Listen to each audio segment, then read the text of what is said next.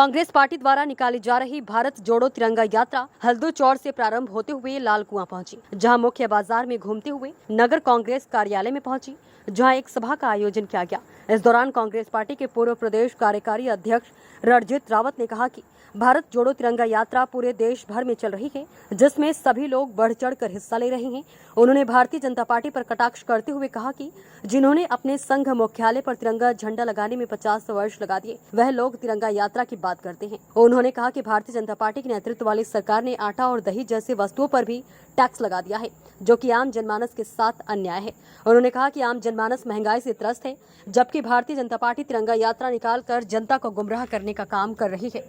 देखिए, 1942 में गांधी जी ने बॉम्बे से अंग्रेजों भारत छोड़ो का आह्वान किया था और पूरे देश में क्रांति हुई थी। कांग्रेस ने बड़ी कुर्बानियां दे करके इस देश को आज़ाद कराया और इसको एक बहुत ही महत्वपूर्ण और विश्व का सबसे सुंदर और मजबूत संविधान दिया, जिसमें सबको बराबरी का अधिकार दिया गया। लेकिन आज जो सत्तासीन लोग हैं वो संवैधानिक संस्थाओं को कमज़ोर कर रहे हैं और जो स्वायत्तशासी संस्थाएं हैं उनका दुरुपयोग अपने राजनीतिक हित के लिए और अपने राजनीतिक विरोधियों को दबाने के लिए कर रहे हैं। महंगाई आज अपने चरम पर है। पहली बार इतिहास में आज़ादी के बाद आटे, चावल और दही जैसी चीज़ों को सरकार टैक्स के दायरे में लाई है। 25 करोड़ जॉब इस सरकार के आने के बाद ख़त्म हो गए हैं।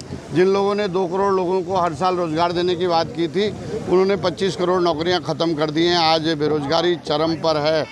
तो इन सारे मुद्दों पे लोगों को जागरूक करने के लिए, लोगों को कांग्रेस के साथ जोड़ने के लिए ये भारत जोड़ो तिरंगा यात्रा पूरे देश में चल रही है, जिसमें हर ज़िले में 75 किलोमीटर यात्रा करनी है। नैनीताल में हम पहले दिन हल्द्वानी, दूसरे दिन नैनीताल, तीसरे दिन भीमताल और आज जो है लाल कुआं में हैं, कल कालाढूंगी और परसों को रामनगर में ये यात्रा की जाएगी और पूरे प्रदेश और देश में की जा रही है। दूसरी यात्रा अगले महीने 3000 किलोमीटर की कन्याकुमारी से कश्मीर तक राहुल गांधी जी के नेतृत्व में शुरू होगी। तो हम लोगों को जो हमारे संवैधानिक अधिकार हैं और जो हमारे संविधान में बराबरी की व्यवस्था है, उन सब के प्रति जो है लोगों को जागरूक करना हमारी यात्रा का उद्देश्य है। और जो सत्तासीन लोग हैं वो किस तरह से संविधान के खिलाफ काम कर रहे हैं, लोगों को धर्म के आधार पे, जाति के आधार पे, वर्ग के आधार पे बांट रहे हैं, महंगाई बेरोजगारी बढ़ा रहे हैं, देश की आर्थिकी को ख़त्म कर रहे हैं। जो संपन्नता कांग्रेस अपनी नीतियों से, अपने विकास के एजेंडे से लाई थी 70 साल में, आज उसको बर्बाद कर रहे हैं। और सबसे बड़ी बात, जिन लोगों ने आरएसएस के हेडक्वार्टर में तिरंगा फहराने में 55 साल लगा दिए और जिनके अंधभक्त आज भी मानते हैं कि देश 2014 में आज़ाद हुआ है, वो किस मुंह से 75वीं आज़ादी का महोत्सव मनाने की बात कर रहे हैं? ये प्रश्न मैं आपके माध्यम से उनसे कहना चाहता हूँ। भारत जोड़ो तिरंगा यात्रा जो कांग्रेस के तरफ से पूरे देश में और पूरे हमारे उत्तराखंड प्रदेश में, जो उत्तराखंड में 70 विधानसभाओं में, उनमें सब यात्रा जो है इसमें जारी है लगातार और 15 अगस्त को इस यात्रा का समापन होगा। भाई, कांग्रेस पार्टी का जो मुख्य उद्देश्य है कि भी जिस प्रकार से देश को आज़ाद कराने में कांग्रेस के लोगों ने, हमारे वीर सपूतों ने अपना बलिदान दिया, उसको याद करते हुए हम उनकी याद में आज जो है जनता को ये बताना चाहते हैं कि कांग्रेस पार्टी की जो भूमिका है वो इस देश को आज़ाद कराने में बहुत ज़्यादा है।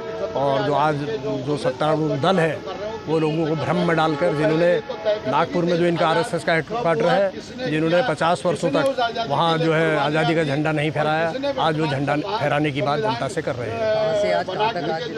आज जो है हमारे हल्दू चौड़ जो है पंचायत घर से पूरे हल्दू चौड़ बाजार होते हुए पूरा जो है NH ये लाल कुआं वाला बरेली रोड होते हुए और लाल कुआं पूरे शहर में घूमते हुए इसका समापन यहाँ पर किया जा रहा है। और जो है सितंबर के पहले सप्ताह से हमारे जो पूर्व अध्यक्ष हैं श्री राहुल गांधी जी, उनके द्वारा कन्याकुमारी से कश्मीर तक 3500 किलोमीटर की 150 दिन की जो है यात्रा, पद यात्रा प्रारंभ होने अगले माह जा रही है, जिसका कि लोगों को बड़ी बेसब्री से इंतजार है कि इस देश के विकास के लिए कुछ कांग्रेस कर सकती है।